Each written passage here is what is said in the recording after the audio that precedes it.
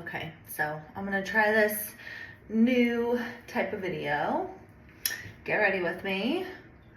I'm going to teach my Wednesday floor block today, and just wanted to start a little series on about me, and about my Pilates journey and how I got into teaching Pilates.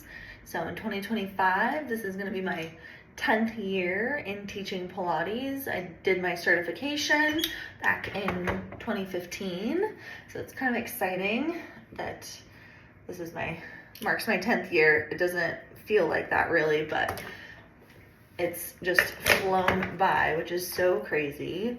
I got into Pilates because of my sister. She's the founder of Club Pilates, and she just started this huge Pilates franchise back in 2008, and then her mother-in-law opened the first Club Pilates here in Tucson in 2013. And then when my sister sold the whole franchise, which turned into a franchise, in 2016, her mother-in-law disenfranchised and left the company, left Club Pilates, which at that time I was honestly a little bit disappointed because of the brand awareness, and I just looked up to my sister so much and this brand that she made, and I was kind of sad that mother-in-law decided to disenfranchise. But fast forward, so that was in 2016, fast forward to 2018, I had the opportunity to buy the studio, which is now In Balance Pilates. And when buying the studio, my perspective changed just a little bit, and I was grateful to be independent from Club Pilates, the big corporate franchise, because there's just so many rules that you have to follow when it comes to being a part of a franchise, and I have this freedom. I have this freedom to design and build a company and a culture how I'd like to. I think I just heard animals downstairs. And I'm very grateful to have that freedom now, which is something different, something unique. And so I bought this studio in 2018, and it was honestly kind of dying. Like, the classes were not filling up. There was maybe, just a couple people in each class. Maybe some classes even had just one person. So it was really kind of sad. And that year I did a Groupon, and then joined this thing called ClassPass, which maybe came out the next year or something, somewhere around the time that I bought.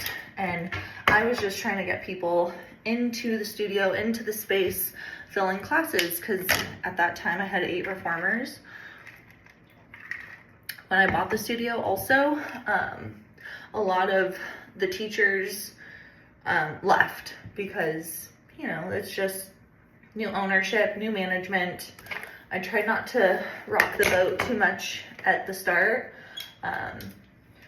just because I've done that before. I've managed restaurants, and I've gone in and completely rocked the boat and changed a whole lot of things, and that just rubs people the wrong way, and people leave. So I went in, just try to keep it super, super chill, didn't try to change too many things at the start, but slowly started to change things.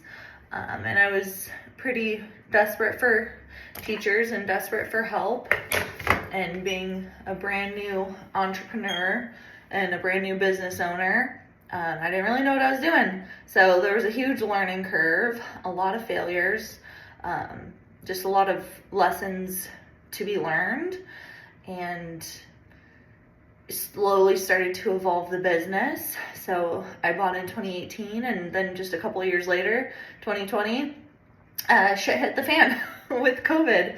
And that was a super scary time. I was very fortunate. So I bought, like I had said earlier,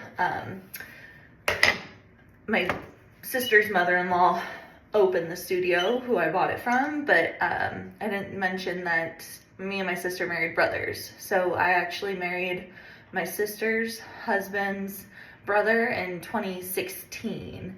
So yeah, so I ended up buying the studio for my mother-in-law too. So it's kind of a family ordeal, this whole Pilates thing.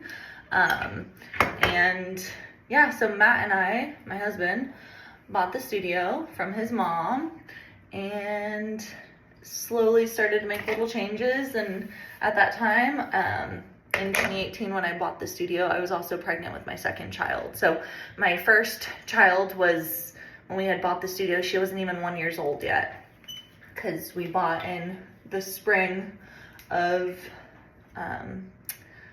2018. Yeah, and then Audrey was born in June. So I had a not even 1 year old, and I was pregnant when I bought the studio. So it was kind of a wild ride as far as being pregnant and buying a studio and newly married. It was just a lot of things all at once. But we figured it out, and it's been just so much fun. I'm so grateful for having this opportunity. I truly do see it as a privilege to be able to own your own business and create a culture and a brand and get to know all the amazing people that come to In Balance. We have a lot of clients that have been coming for over 10 years, because we're now going to be 12 years old. So it's really cool to build these relationships with people in and around Tucson, and it really does feel like a family.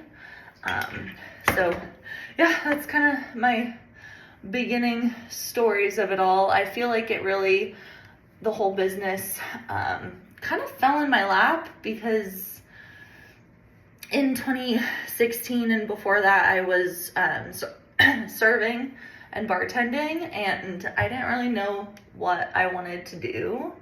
I had gone to school, I had gone to college, I did 2 years, and then I dropped out. So I was like, I don't want to go into all this debt, because none of these degrees or anything I felt like were going to serve me. So I'm a proud college dropout.